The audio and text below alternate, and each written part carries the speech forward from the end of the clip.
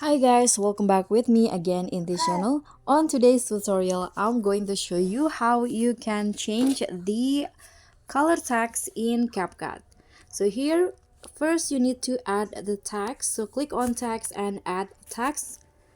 So just write the text that you want to in here. For example, I'm going to just write good morning. And here to change the color, you can go to styles, and in here if you scroll down, this is the text option, and to change the color you can just choose in here the color of the text, or you can also choose the styles. And this, you can see there are lots of different colors that you can choose.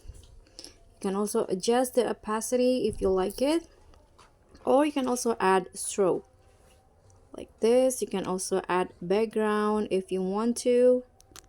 Now click on the check icon, and that's it. That's how you can change the text color in CapCut. Thank you so much for watching. Don't forget to like, comment, and subscribe. Also click on the thanks. Bye.